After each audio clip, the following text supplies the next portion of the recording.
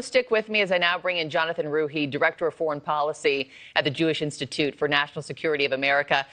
Jonathan, let me just start with those latest breaking updates that Joe just laid out there from Qatar this morning. And let me begin with Iran reporting that ships can go through the strait safely without being attacked. How significant of a development is that, and should we believe them? So I think we should be very cautious about what the Iranians are saying for two reasons. One, ultimately, it's up to shipping companies to decide whether or not to send their tankers and other vessels through the strait. And, we'll ultimately know if they think the war is over once they do that, because they don't want to risk anything, really. They want guarantees of a safe transit, and ideally one where Iran won't try to toll them. But secondly, and more importantly, I think, is Iran's belief that ultimately it's still their decision who goes through the strait. I see no indication so far that the Iranians have said, we'll go back to treating this like the international waterway that it is and respect freedom of navigation. The Iranians are still saying, no, it's up to us who goes through and when. The other big development is this MOU, this memo of understanding, a one-page, 14-point memorandum that apparently it sounds like the U.S. and Iran may be closing in on here. In its current form, it would declare an end to the war in the region and the start of a 30-day period of negotiations. Among other provisions, the deal would involve Iran committing to a moratorium on nuclear enrichment, the U.S. agreeing to lift its sanctions and release billions in frozen Iranian funds, and also both sides lifting restrictions around transit through the Strait of Hormuz. Jonathan, what do you like about that, and what's missing? I'd be lying if I said I thought there wasn't a lot to like about it at this point, partly because of the provisions you laid out, which at least on paper echo what we've seen from past attempts at negotiations with the Iranians, which did not go very well for the United States in any of those cases.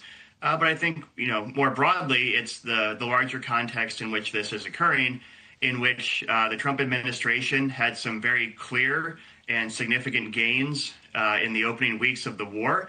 But since then, seems to have run out of steam and is basically looking for the Iranians to give him an exit from a war whose success has been impressive so far, but still a lot remains to be done to achieve the president's own stated goals for his Iran policy. Yeah.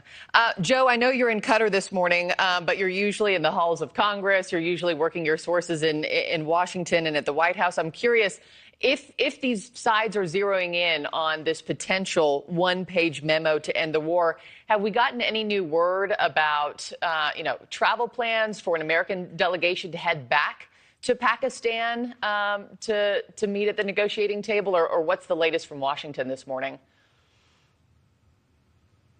Yeah, it's a great question, and I think it may be too early at this point to see anyone book flights at this point and book travel there.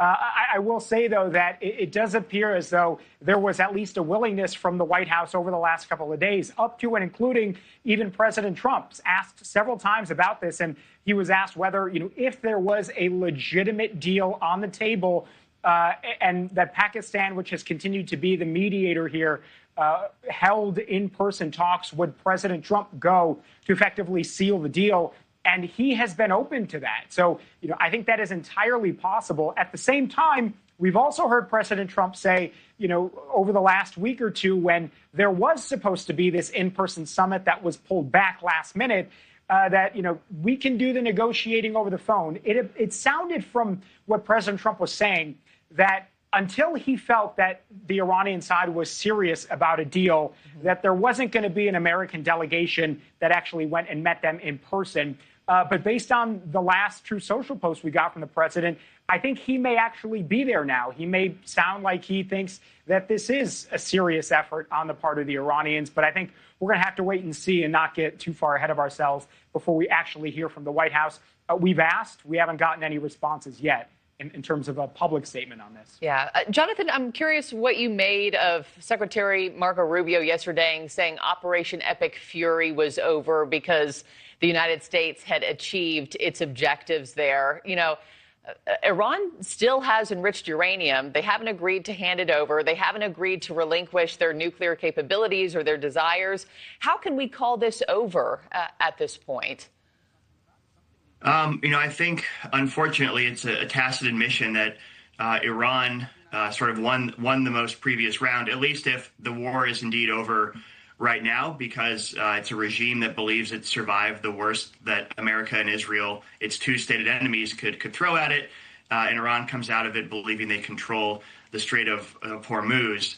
From an operational level, certainly Epic Fury was incredibly successful in terms of degrading a lot of Iran's capabilities. The nuclear program had already been not obliterated by President Trump's words, but severely set back last summer. So, right now, Iran's breakout time is unknown. It's certainly not an urgent problem, even though the nuclear problem is ultimately the biggest one.